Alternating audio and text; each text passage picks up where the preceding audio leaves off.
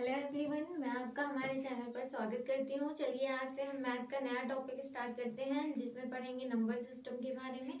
Number क्या होते हैं, पहले तो हमें ये पता होना चाहिए। वे संख्याएं जो हमारे मतलब जैसे जिनका हम बोलने चालने में, वह संख्याएं जिनको हम अंकों के द्वारा प्रदर्शित करते हैं। जैसे अंक में आता है हमारा 0 to 9 तक जितने भी वर्ड्स आएंगे वो सारे हमारे क्या कहलाएंगे, नंबर्स कहलाएंगे, या हम इसे संख्या निकाय भी बोल सकते हैं। ये सारी चीजें आप जानते हुए चलिएगा। चलिए पढ़ते हैं हम नंबर। नंबर को हम हिंदी में क्या बोलते हैं? संख्याएं। संख्याएं कौन सी संख्याएं? 0 से 9 तक के बीच की जितनी भी संख्या होती है, संख्या हमारी क्या कहलाती है? संख्याएं कहलाती हैं। कौन कौन से अंक? अंक को ही हम क्या बोलते हैं? जितने भी अंक होते हैं 0, 1, 2, 3, 4, 5, 6, 7, 8, 9, ये सारे जितने भी हैं ये हमारे डिजिट हैं। डिजिट मतलब अंक है।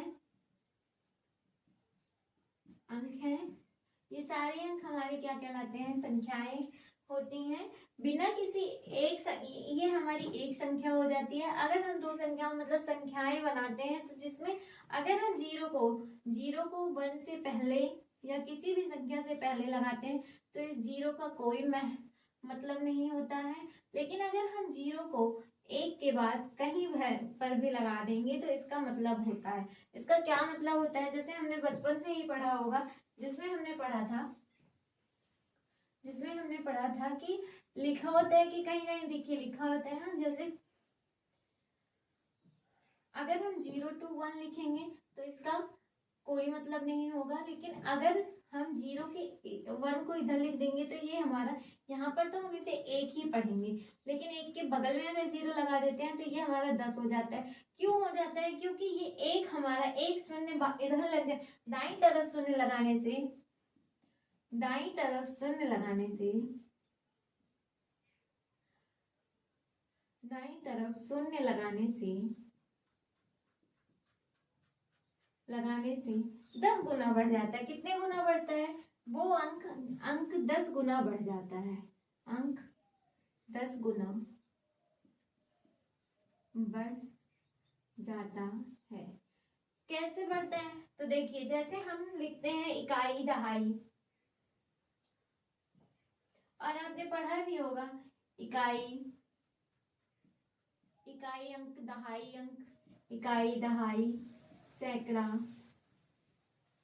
हजार, 10,000, 10,000, लाख, 10 लाख, ऐसे ही सारी चीजें होती जाती हैं। इकाई दहाई सैकड़ा हजार 10,000 लाख 10 लाख करोड़ 10 करोड़ अरब 10 अरब खरब ऐसे 10 खरब। तो इसमें हमारे जितने होंगे, देखिए इकाई के अंक पे 1 हो गया, एक दहाई पे आया तो 10 लग गया, तो ये एक अंक से ज्यादा हो गया तो ये बढ़ गया। जब ये बढ़ गया तो यहाँ पे हमने 10 गुना कर दिया। कैसे कर दिया? क्योंकि दहाई के अंक के बाद में हमें दाहिनी तरफ 0 लगाया। अगर इस साइड लगा होता तो ये एक भी अंक नहीं बढ़ता, लेकिन अगर ये दाहिनी साइड 0 लग जाता है तो ये हमारा 10 गुना बढ़ जाता है। अब इसी हिसाब से यहाँ पर सैकड़े में 2 शून्य लग जाएगा तो ये 100 हो जाएगा, हजार में 3 हो जाएगा, 10,000 में 4 हो जाएगा, और लाख में 5 हो जाएगा, और 10 लाख में 6 हो जाएगा। इसी तरीके से हमारे सारे शून्य बढ़ते जाएंगे, जिसमें हम इसको बाद में घात के रूप में ही लिख सकते हैं। जैसे कि घात के रूप में लिखना है तो 1 की घात 1, 10 की घात 1, 10 की घात, यहाँ पर शून्य हो जाएगा, 10 की घात 2, 10 की घात 3, जितने शून्य, जैसे देखिए यहाँ पर 3 शून्य है तो यहाँ पे 10 की घात 3 हो गई, यहाँ पे 2 शून्य है तो 10 की घात 2 हो गई, 10 की घात 4, 10 की घात 5, ये सारे घात के रूप में हो जाएंगे। ये सारे हमारे नंबर सिस्टम में सबसे इम्पोर्टेंट चीजें हैं। इसके बारे में हमें जानते हुए चलना है। और सबसे इसमें इम्पोर्टेंट होता है 0 और 1। 0 और 1 जो होता है वो मोस्ट इम्पोर्टेंट होता है। और नंबर में हमें ये पता करना है कि 0 की खोज कहाँ पर हुई थी। अगर हमारा मान लीजिए बेसिक क्वेश्चन बन जाता है ग्रुप डी में, तो आपको ये पता होना चाहिए कि 0 की खोज हमारी भारत देश में हुई थी। कहाँ पर हुई थी? शून्य की खोज। आप ये सारी चीजें मिटाते हुए चलिएगा, फिर लिखिएगा।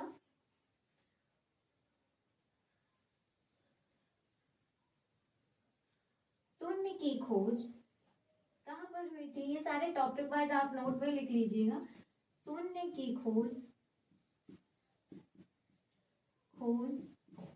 हमारे भारत देश में हुई थी। कहाँ पर हुई थी? भारत में हुई, भारत में हुई। और हाँ, किसी भी नंबर, मतलब अभी तो मैंने आपको बताया कि अगर कोई भी नंबर होता है जिसमें एक, आप ये भी नोट में लिख सकते हैं, दाहिनी तरफ किसी भी नंबर में या किसी भी अंक में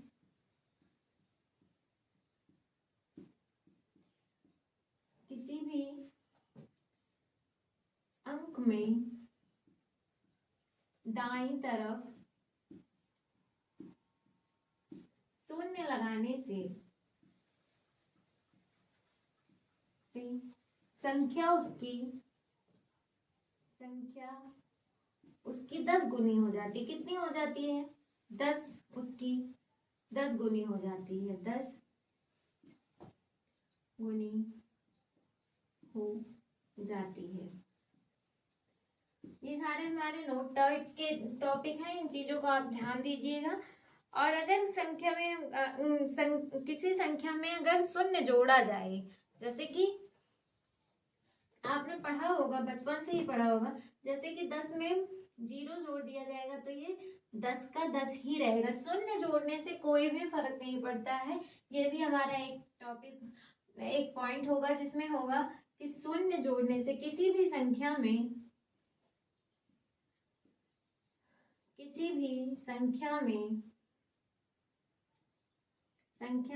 शून्य जोड़ने पर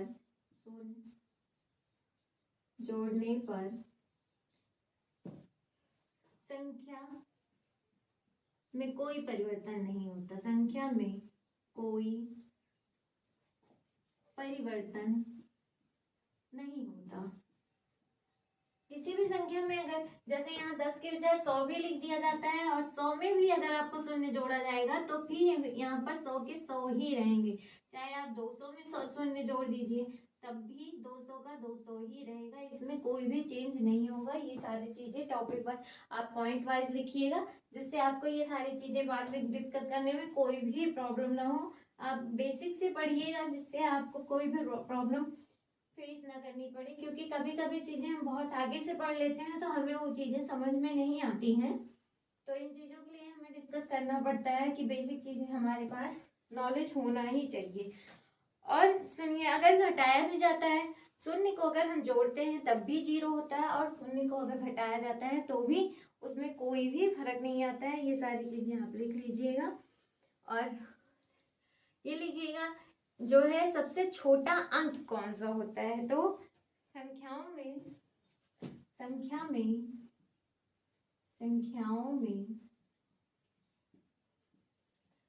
सबसे छोटा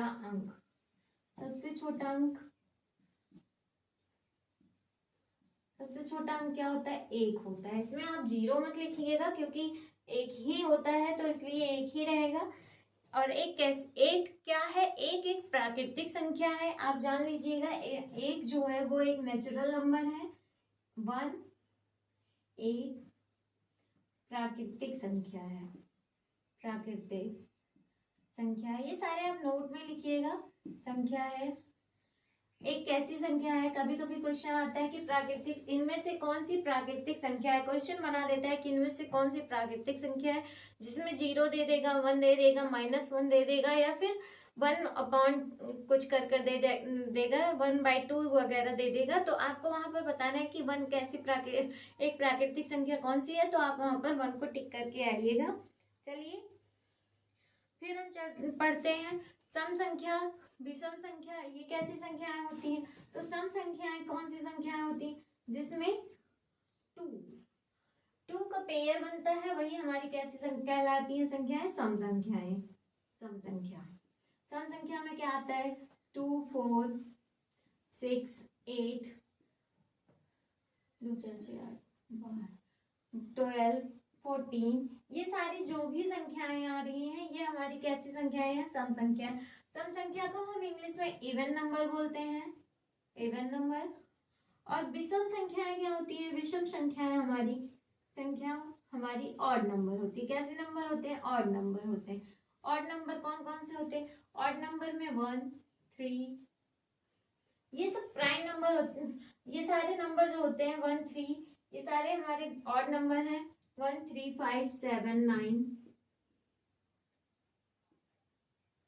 9 11 13 15, ये सारे हमारे कैसे नंबर हैं? ऑड नंबर हैं। प्राइम नंबर क्या होते हैं? को प्राइम नंबर क्या होते हैं? ये सारी चीजें हम इसमें अब डिस्कस करते हुए चलेंगे। चलिए, आपने यहाँ तक लिख लिया होगा, हम इसको मिटाते हुए चलते हैं।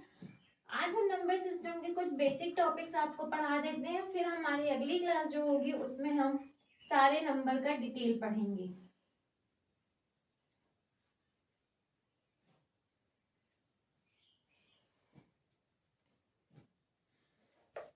और एक जो है, एकमात्र ऐसी सम संख्या है जो अभाज्य है। मतलब एक पॉइंट लिखिएगा, एकमात्र ऐसी संख्या है, ऐसी संख्या है जो अभाज्य है, अभाज्य है। ये चीजें आप नोट डाउन करते हुए चलिएगा। और ये कैसी संख्या है? एकमात्र ऐसी संख्या है जो अभाज्य है। और एक क्या है? एक सम संख्या। ये इसको हम यहाँ पर एक जो है, एक ऐसी सम संख्या है जो अभाज्य है। ठीक है, आप ये सारी चीजें नोट डाउन कीजिएगा। फिर हम बताते हैं कि इसमें पूर्ण वर्ग संख्या कैसे नहीं हो सकती है, कौन सी संख्या सम संख्याएं हो सकती हैं। 2 के अलावा जो भी संख्याएं आती हैं, अभी मैंने जो इससे पहले सम संख्या पढ़ाया था उसमें मैंने 2 का पेयर बताया था, लेकिन 2 के अलावा जो भी संख्याएं होती हैं वो हमारी कैसी संख्या होती हैं? वो सारी हमारी समभाज्य संख्या होती हैं। लेकिन 2 जो होता है, 2 जो होता है ये समभाज्य संख्या नहीं है, ये एक अभाज्य संख्या है। कैसी संख्या है? ये एक अभाज्य संख्या है। 2 एक सम अभाज्य संख्या। क्या है? 2 एक सम अभाज्य संख्या।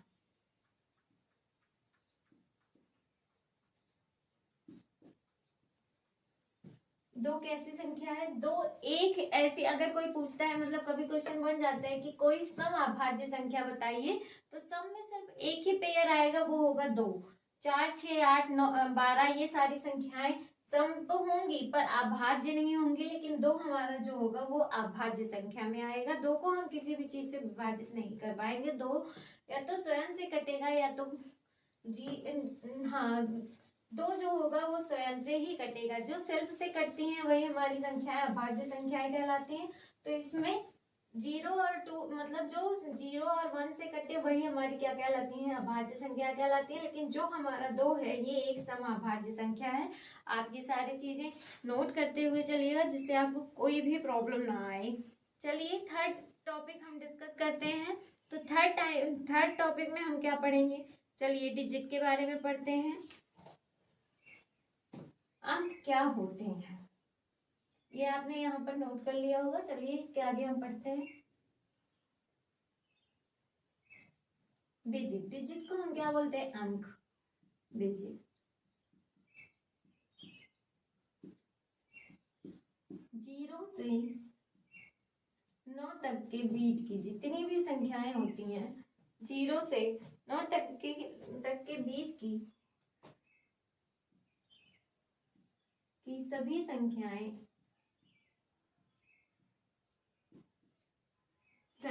डिजिट कहलाती है। क्या कहलाती हैं? डिजिट या अंक कहलाती हैं। डिजिट कहलाती हैं।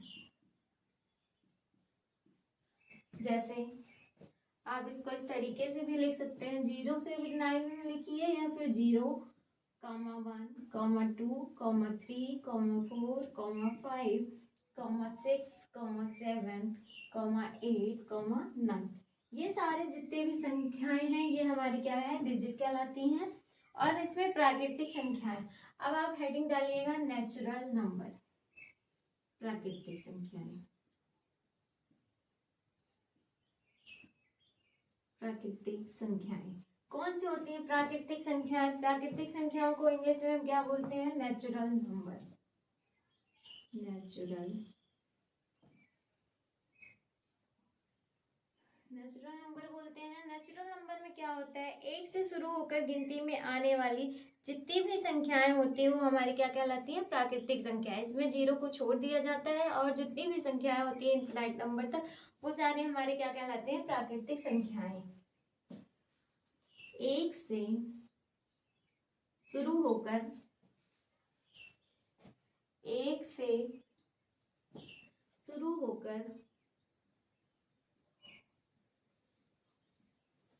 गिनती में आने वाली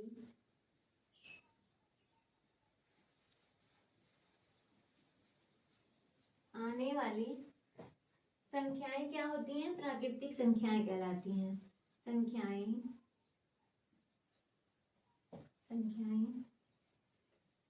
प्राकृतिक संख्याएं कहलाती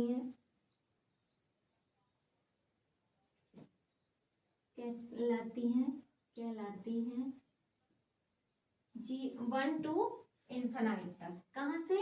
1 से इन्फिनाइट तक जो भी नंबर होता है, ये इन्फिनाइट का सिंपल होता है। इन्फिनाइट को चाहे इन्फिनिटी बोलिए चाहे अनंत बोलिए, अनंत इन्फिनाइट का सिंबल इस तरीके से होता है। ये इन्फिनाइट का नंबर है। ये एक से इन्फिनाइट तक के जो भी नंबर आते हैं वो हमारे क्या कहलाते हैं? नेचुरल नंबर कहलाते हैं। चलिए, फिर हमने डिजिट पढ़ लिया, नेचुरल नंबर पढ़ लिया। आगे के सारे जो भी टॉपिक होंगे वो हम कल की क्लास में डिस्कस करेंगे। यहाँ तक आप लोगों को अगर हमारी क्लास समझ में आती है तो प्लीज लाइक शेयर सब्सक्राइब जरूर कीजिएगा। तब तक के लिए धन्यवाद।